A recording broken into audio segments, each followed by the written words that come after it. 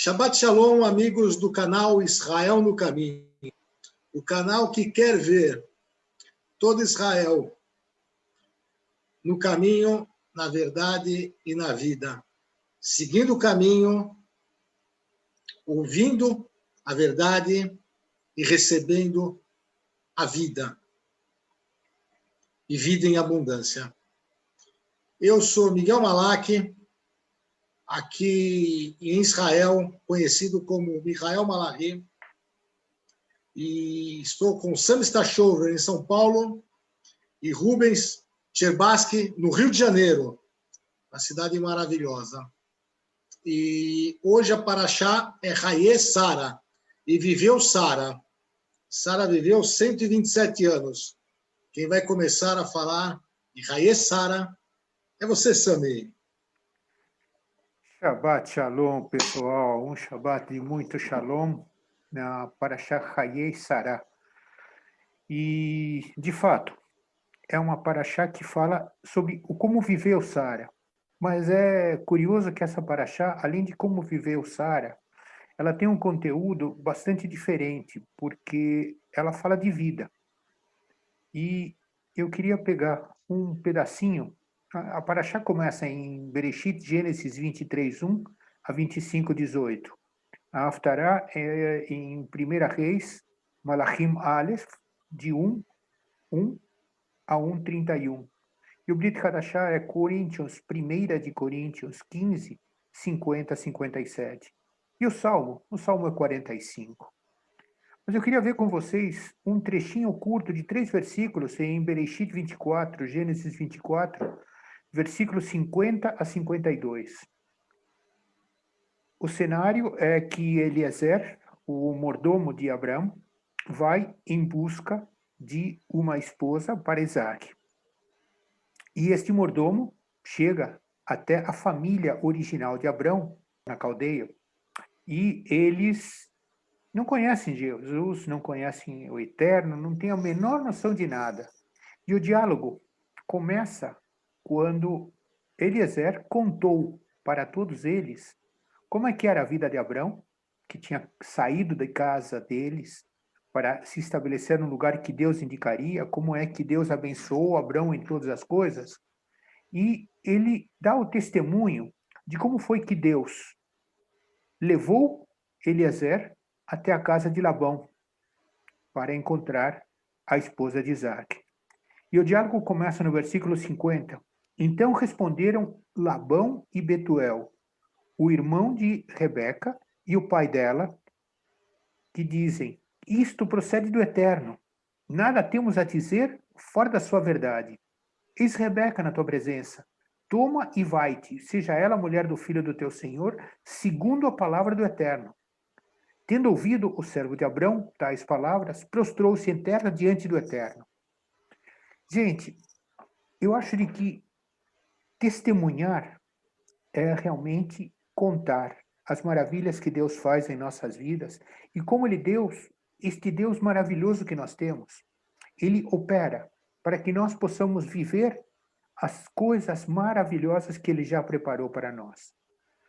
Se Eliezer tinha dado um testemunho de coerência e ele relatou maravilhas de tal maneira que pessoas que não conheciam o Eterno aceitam a presença dele, entendem o poder da ação dele, se impactam pelo que Deus faz, muitas vezes nós vemos um exemplo contrário, que é o que nós lemos na Haftará, em 1 Reis, quando o filho do rei Davi, Adonias, tendo vivido com seu pai, o rei Davi, ele não entendeu a importância de manter a autoridade que o pai dele deveria merecer. Adonias simplesmente se apropria do trono de Davi e nós lemos em 1 Reis 1, 15 até 20, apresentou-se, pois, Batseba ao rei na recâmara, ao rei Davi na recâmara. Era já o rei muito velho, e Abisag, a sunamita, o servia. Batseba inclinou a cabeça, prostrou-se perante o rei, que perguntou: que desejas? Respondeu-lhe ela: Senhor meu, jurastes a tua serva pelo eterno teu Elohim, dizendo: Salomão teu filho reinará depois de mim, e ele se assentará no meu trono. Agora, eis que Adonias reina, e tu, ó rei, meu senhor, não o sabes. O que aconteceu? Adonias se apropriou de um trono que não pertencia a ele. Ou seja, o testemunho que nós vimos positivo de Eliezer não resolveu a dificuldade de coração de Adonias, filho de Davi, que viveu com o rei Davi todo o seu tempo. Mas aí nós passamos a entender a importância de nós mantermos um equilíbrio entre atitude, Torá e pecado. Em Coríntios 1:15, nós temos uma sequência interessante nos versículos 55 e 56, onde o Rav Shaul, Paulo, o apóstolo Paulo, o Sheliach, diz: Aonde está, a morte, a tua vitória? Aonde está, a morte, o teu aguilhão? O aguilhão da morte é o pecado, e a força do pecado é a lei. A Torá, a lei, e no texto original, essa palavra lei é Torá, nós vemos o que é importante entender sobre as instruções, ou seja, a partir da Torá, sabemos o que é pecado e que não é pecado, o que é fácil e o que é difícil. A Torá nos ensina, mas é impossível nós vivermos sem pecar. É tão difícil nós vivermos sem pecar, que é por isso que nós necessitamos, com premência, que Yeshua seja o nosso Salvador individual, o Mashiach individual de cada um de nós. Que nós possamos entender de uma maneira clara que Ele nos deu a vida em abundância pela sua morte no madeiro. Ele sofreu no madeiro as consequências do pecado que nós já cometemos e queremos cometer. E se nós não tomarmos cuidado, nós vamos querer viver pela lei, quando na verdade nós precisamos é viver pela graça. Porque só seremos salvos do pecado pela graça de Deus. Como é que você, Rubens, avalia essa paraxá? O que você teria para nos contar? Shabbat Shalom a todos. Eu fiquei analisando, lendo os textos, né, dessa paraxá, e eu vou assim, Sami, Miguel, eu vou anotando, correndo, né, as coisas que o Espírito Santo vai falando. Então, a primeira coisa que eu notei de importante nessa paraxá é que o capítulo 23 de Gênesis e o capítulo 25, na verdade, a princípio ele fala de morte. Ele fala da morte de Sara e depois ele fala da morte de Abraão. No meio, aparece a história de Isaac e Rebeca. Então, o que eu consegui notar isso? Eu comecei a ver a postura de Abraão, inicialmente, diante da morta. E eu passei por isso há pouco tempo e eu me identifiquei demais com a postura dele e chorei muito lendo isso, porque estou vivendo esse momento com a perda da minha Sara, na realidade. O que eu consegui ver com isso, a princípio, é que todos nós temos que passar pela morte, temos que passar por esses acontecimentos, mas a gente não pode encarar esse fato como os demais encaram. Há uma diferença muito grande para nós. Por quê? Porque nós temos consciência espiritual da ressurreição. Era exatamente isso que, na minha opinião, Abraão tinha. A consciência da ressurreição. Ou seja, a ressurreição é o nosso alívio, né?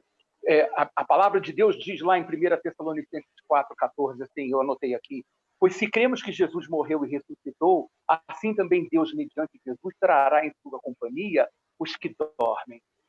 A ressurreição da alma nós já alcançamos em Cristo. Agora, o que a gente está aguardando é a do corpo, não é? Não somente ela, quer dizer, a criação, está lá escrito em Romanos 8, mas também nós que temos as primícias do Espírito, igualmente gememos em nosso íntimo, aguardando a adoção de filhos, a redenção do nosso corpo. O que me chamou muito a atenção nessa primeira parte desse capítulo é que ele levantou-se, está lá no verso 3, em hebraico, Vayakam, levantou-se depois Abraão da presença de sua morta e falou aos filhos de Het. Ele sabia perfeitamente qual era a posição que ele tinha. Ao contrário daqueles que não têm Yeshua no coração, Sami, Miguel, e irmãos, eu vejo na postura dele a postura exatamente diferente daquela que nós estamos cansados de ver no Hebra Kadisha ou nos cemitérios, porque já fomos várias vezes e sabemos. A morte é dolorosa, a morte é uma separação, mas Abraão tinha essa consciência da ressurreição e ele se levanta na realidade, não é? Muito bem. A fé não pode contemplar a morte por muito tempo. Essa é a postura, é a visão que eu tenho em relação a isso, não é? Muito importante. Nós tínhamos e continuamos tendo, como Abraão sabia, a promessa da ressurreição. Agora, veja só, ele tinha certeza, ele queria um lugar para Sara, exatamente por causa dessa certeza e porque ela não recebeu as promessas. E nós temos textos lá em Hebreus 11 que diz: todos esses morreram pela fé, sem terem recebido as promessas, vendo-as, porém, de longe, saudando-as e confessando que eram estrangeiros e peregrinos na terra. Exatamente isso que aconteceu. Ele sabia perfeitamente que a promessa, né, que Deus era poderoso para cumprir a promessa da terra prometida, de tudo aquilo que Deus tinha falado para ele. Então, ele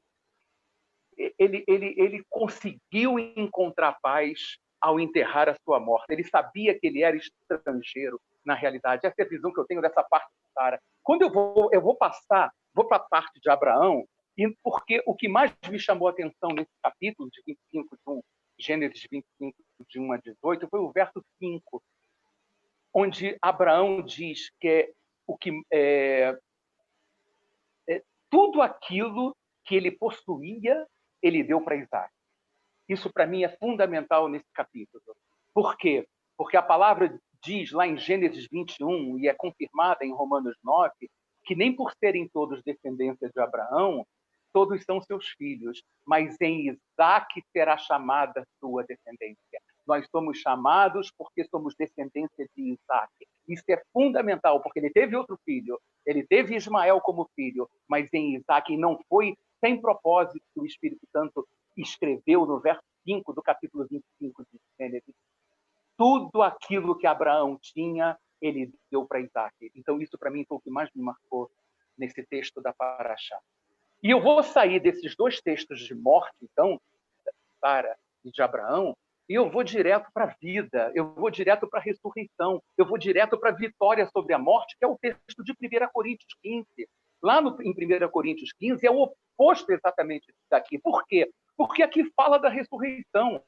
Ali está escrito claramente: carne e sangue não podem herdar o reino de Deus, nem a corrupção herda a incorrupção, e nem todos dormiremos, mas todos seremos transformados num abrir e piscar de olhos. Ou seja, é o mesmo texto que fala do arrebatamento da igreja, lá em 1 Tessalonicenses 4, de 13 a 17, que fala que o Senhor mesmo descerá à voz do arcanjo, ao som da trombeta de Deus, e os que estiverem mortos em Cristo ressuscitarão primeiro, depois nós, os que estivermos vivos, seremos arrebatados com ele juntamente nas nuvens. Ou seja, aqui é como se o Espírito estivesse dizendo: cadê, morte, a tua vitória?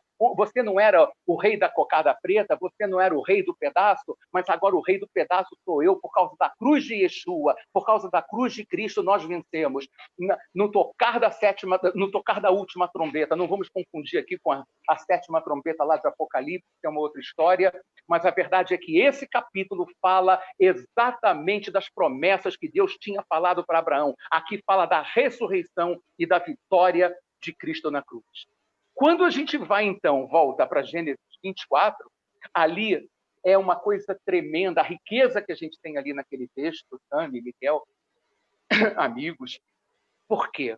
Porque ali fala no primeiro versículo que o Senhor em tudo tinha abençoado Abraão.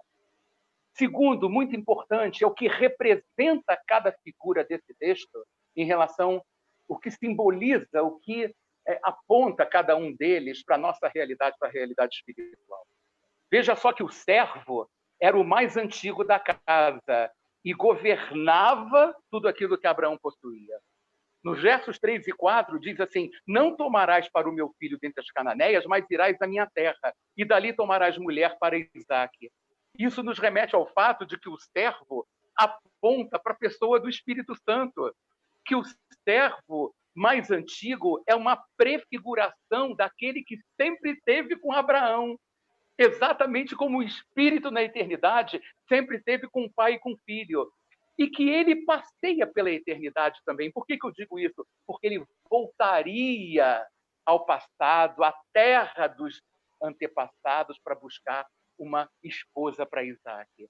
Há uma revelação aqui que está tremendamente guardada nesse texto de Gênesis 24, que é Rebeca. Por quê? Porque Rebeca representa a igreja. Rebeca simboliza a igreja do Senhor. Tanto que ele diz, se a mulher não quiser me seguir, ele diz, ou seja, o Espírito Santo, sabe, Miguel, não violenta ninguém. Ele não pergunta a Abraão se ele deveria insistir. Rebeca, você tem que vir comigo, se ela dissesse que não. Mas se o filho deveria voltar à sua parentela, né? Ele diz negativo. Ele não permitiria que Isaac voltasse à sua parentela, porque isso seria nada mais que uma demonstração de não crer nas promessas de Deus para ele. A fé faz com que a gente se encaixe nos planos de Deus, não o contrário. Agora, vejam só, Abraão teve três esposas, 3 mulheres, né? Teve Sara, teve antes Agar e depois teve Quetura, quando Sara morreu. Jacó teve 2 esposas e 2 concubinas, nós sabemos disso. Raquel, Leia, depois teve Zilpa e Bila, mas Isaac só teve uma esposa. Exatamente como Cristo só tem uma esposa, que é a igreja.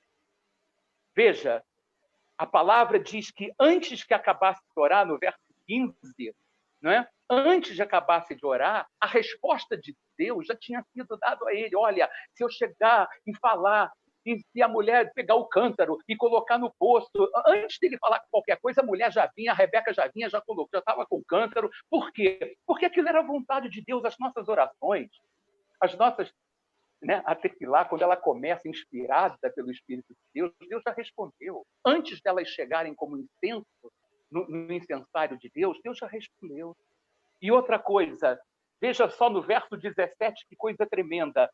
O servo correu-lhe ao encontro. O Espírito corre de encontro à igreja. Isso sempre vai acontecer. Em todos os textos da palavra, lá em Apocalipse 22, 17, está escrito: o Espírito e a noiva dizem, vem, é o servo e Rebeca. Eles estavam o tempo todo juntos. Ruach Adonai Alai, o Espírito do Senhor está sobre mim. Quando ele foi batizado em Yeshua nas águas, a pomba saiu em forma, né? O Espírito em forma de pomba estava sobre ele. Então, a palavra, que é o verbo, que é Yeshua, e o Espírito, Ruach, juntos o tempo todo. E isso está perfeitamente prefigurado no capítulo 24 de Gênesis. No verso 21, diz que o homem contemplava atentamente a Rebeca, exatamente como o Espírito Santo faz com a igreja. Contempla atentamente tudo que nós fazemos. O Espírito Santo está o tempo todo junto. Agora, veja que coisa. O Espírito Santo, ele é galardoador daqueles que o buscam. Ele gosta de dar presentes para nós. E quando ele viu Rebeca, ele pegou um pendente e pegou pulseiras de ouro e foi dar para Rebeca. Só que junto disso tem alguém que representa o mundo. E esse tal que representa o mundo é Labão. Labão, quando correu para o servo, foi porque ele viu o pendente no nariz dela e as pulseiras. Porque se ele não tivesse visto, ele ficava na casa dele, lá na tenda dele, tranquilamente. Mas o interesse dele são os interesses do mundo. O espírito que estava em Labão prefigura perfeitamente o mundo. Mas a gente sabe que joio e trigo têm que crescer juntos até a hora certa de separar. Veja, depois ele me chamou a atenção muito o seguinte: Abraão sabia que a promessa era, no verso 37, era para sua descendência. É por isso que ele pediu para o servo ir até a terra dele. Ele não queria mistura. A questão da mistura é porque nós estamos envolvidos na mesma promessa, debaixo da mesma promessa, não é? No verso 56 aparece um texto que diz assim: não me detenhais, porque pediram para ele ficar mais tempo, e ele falou, é assim, ou seja, quando nós temos um chamado do Espírito Santo, a gente não pode ficar preso a nada desse mundo, né? Paulo tinha dito para Timóteo, não vos embaraceis com as coisas desse mundo. A gente tem que estar focado na vontade de Deus para as nossas vidas. Ele foi ali, o Espírito Santo, quer dizer, o servo para executar algo, e ele executou perfeitamente aquilo na realidade, não é?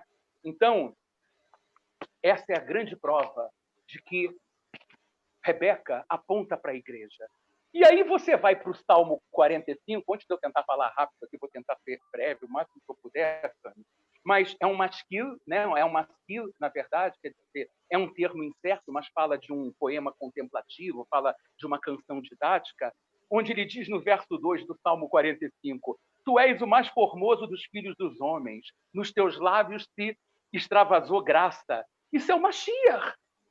No verso 4 diz, e nessa majestade cavalga vitoriosamente. Isso nos remete a Apocalipse 19, que fala do Senhor que vem com um manto manchado de sangue, não é que vem vitorioso, é exatamente a prefiguração da vitória quando Cristo voltar. No verso 5, diz que as tuas setas são agudas, penetram o coração dos inimigos, os povos caem submissos a ti. É a palavra que faz os povos caírem. É quando Yeshua disse, eu sou, e os soldados caíram para trás. R.E., eu sou o que sou, ninguém suporta a palavra. É quando Ezequiel caiu diante da palavra porque não suportou. João caiu diante de Jesus quando viu, porque ele é a personificação da palavra, o próprio verbo vivo. No princípio era o verbo, e o verbo estava com Deus, e o verbo era Deus. Não é verdade? Então, no final diz, por isso Deus, o teu Deus, te ungiu com óleo de alegria. Isso nos leva a Atos 10:38, que diz que como Deus ungiu Jesus de Nazaré com o Espírito Santo e com poder. E terminando esse salmo, nos versos 13, 14 e 15, falando da noiva, diz que toda formosura é a filha do rei no interior do palácio. A sua vestidura é recamada de ouro. Em roupagens bordadas conduzem-na perante o rei. As virgens, suas companheiras, não é? Seguem, são trazidas à sua presença. Serão dirigidas com alegria, entrarão no seu palácio. Isso, na verdade, também fala do quê? Das bodas que estão descritas em Apocalipse, né? Isso fala da eternidade. No fim, para terminar, gente, eu quero falar 2 minutos sobre esse trecho, porque eu tive que responder usando esse trecho de 1 Reis 1, Sami, Miguel, há muita coisa que está sendo dita aí fora a respeito de que a Bíblia tem que ser atualizada e coisas do gênero. É incrível. E eu me lembrei exatamente dessa paraxá de 1 Reis 1:31, porque Davi já estava velho, não é? E ele tinha determinado que Salomão seria o rei. Mas muita gente, exatamente porque ele estava velho, colocaram uma virgem para aquecê-lo, não para ter relações com ele, mas para que pudesse aquecer, porque ele devia ter hipotermia na velhice dele. E isso, para mim, determina perfeitamente assim, nós precisamos nos encostar verdadeiramente sempre em Yeshua, para que a palavra dele permaneça. Porque quando você se afasta, como aqueles homens se afastaram, você simplesmente vai achar que Jesus está velho, que Deus está velho, que não precisa cumprir aquilo que ele determinou, e você vai querer atualizar algo que é eternamente moderno, que é eternamente atualizado, que é a palavra de Deus. Adonias tentou passar a perna em Deus, como muitos estão tentando passar a perna em Deus. Mas quando Natã, o profeta, se aproximou dele, ele chegou e manteve, né? Davi manteve a sua palavra, porque a palavra dele permanece eternamente, e disse, o que eu falei, Salomão será o rei, e assim foi. Então, nós temos que ter isso como mensagem para nós. Nós precisamos estar sempre aquecidos e nunca deixar com que a palavra esfrie na nossa vida, permitindo que outras ideias entrem e a gente pense que a Bíblia está desatualizada. Ela está perfeitamente atualizada para todos sempre, em nome de Yeshua. Eu acho que é isso que eu queria falar um pouquinho, que eu passei do tempo, me perdoa. Amém, amém. Rubens, quanta revelação, Sami, quanta revelação foi trazido agora nessa paraxá, né? São muitas coisas. E a gente vai ouvindo as coisas, vai digerindo e vai... É muito bom ouvir a palavra, porque não é a nossa interpretação, não é realmente a nossa interpretação, é a palavra viva, ela é a palavra viva. Então, a palavra vai se moldando e a gente, mergulhando nessa palavra, mergulhando na palavra em si, a gente vai tendo vida, a gente vai tendo revelações como essas que foram trazidas agora, foram maravilhosas. Eu ouvi muito shiur da Parashá Haye Sara, né? Haye Sara, e viveu Sara 127 anos, né? E fala justamente na morte dela, e fala, viveu, porque ela foi plena, ela viveu, né? Ele enaltece a vida de Sara, e viveu Sara 127 anos. E quando eu falo em 127, eles colocam o 100, que seria a velhice, 20, a juventude, e 7, a criancice. Então, ela viveu plenamente em todas as fases da vida dela, né?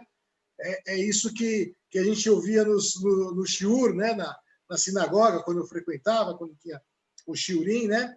E eu também ouvi uma questão, não sei se é verdade, mas é para ser pensado, A idade de Isaac, porque se fala que ela morreu com 127 anos, e essa paraxá é logo depois daquele acontecimento que foi o sacrifício de Isaac. A paraxá é logo seguida. O sacrifício de Isaac acaba com o sacrifício de Isaac e vem essa paraxá, Haye Sara. E deve ser um dos mais importantes eventos do Velho Testamento, o sacrifício de Isaac. Se não é o mais importante, com certeza um dos mais importantes, né? Porque é um sacrifício que Deus manda fazer e sacrificar o filho, né? É uma história que todos conhecem. E se Sara teve Isaac com 90 anos, você faz a conta, ele tinha 37 anos. Não como em Hollywood, que aparece um menino de 12 anos.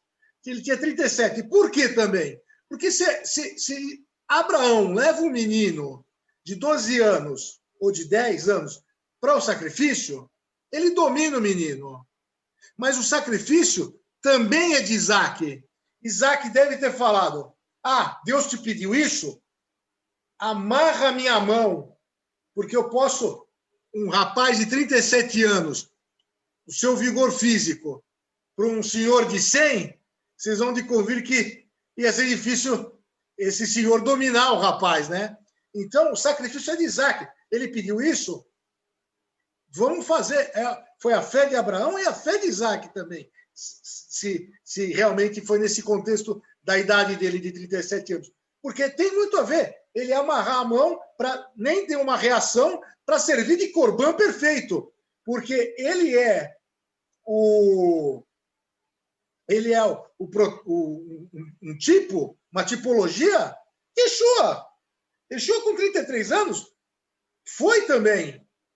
Tá bom, pai, se é isso que tu queres, faça a tua vontade. Ele foi para a cruz com a humanidade que ele tinha, todo o medo, todas as coisas, mas sabendo, pela divindade dele também, que ele tinha que cumprir esse propósito. Era o propósito dele, era a missão de Yeshua, salvar o mundo, né?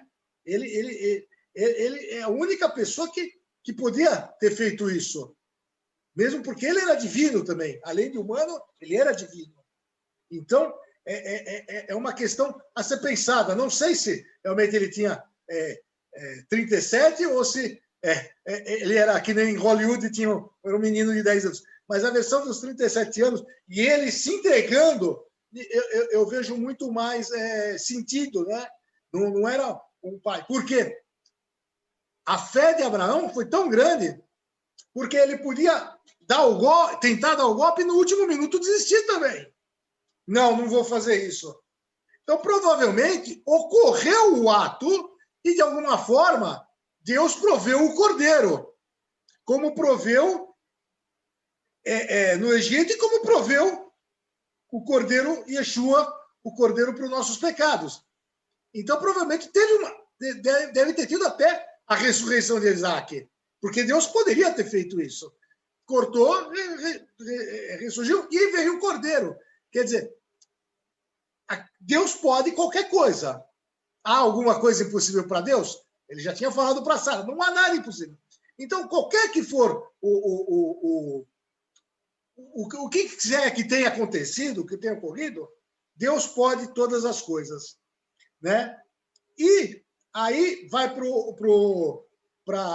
outra parte, né?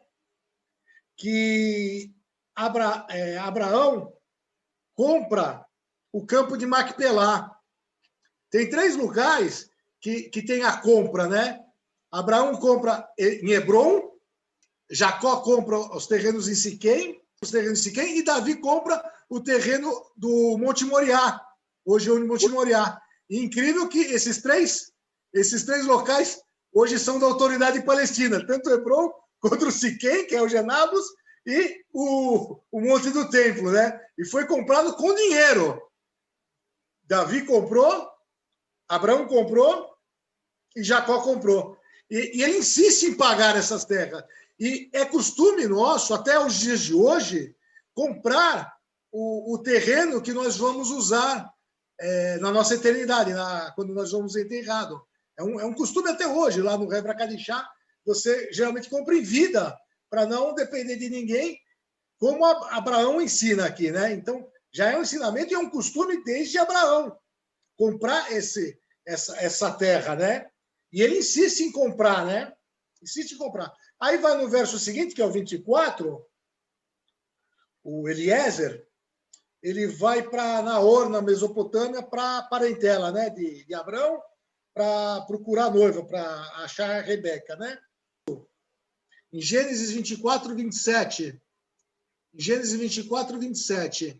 fala assim, e disse, bendito seja o Senhor, Deus do nosso Senhor Abraão, que não retirou a sua benevolência e a sua verdade do meu Senhor quanto a mim. O Senhor me guiou no caminho da casa dos irmãos do meu Senhor. Então, ele fala, bendito seja o Senhor. Ele fala Baruch Hashem. Baruch Hashem. E essa expressão é falada em Gênesis 3 vezes. Por Eliezer de Damasco, por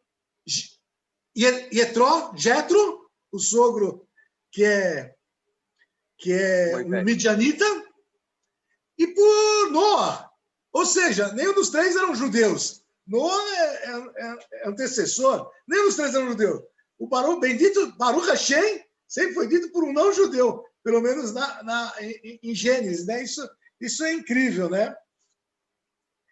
E aí vai para a parte que fala a genealogia de Abraão, né? Abraão, como o Rubens falou, muito bem falado, e eu já tinha marcado também que eu ia falar dessa questão, Abraão tem 6 filhos com Quetura, 1 com Sara e 1 com Agar.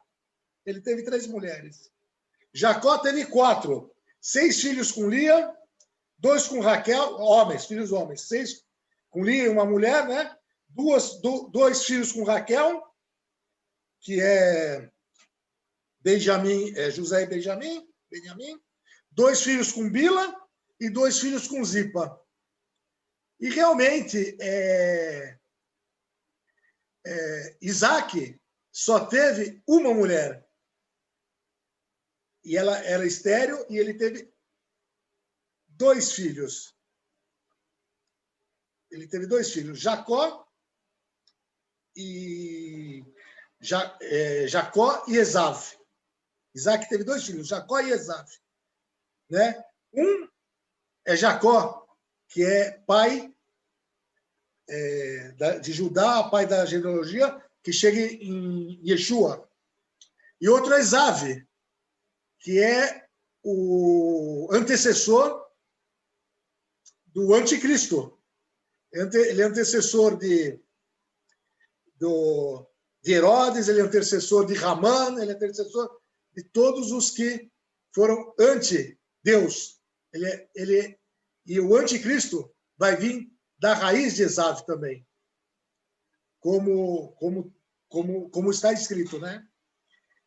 Então, fala em 2 reinos. Aí eu estava vendo hoje, eu só vou dar um flash nessa questão, porque o Isaac, ele também não sai da terra de Israel. Abraão, ele vem de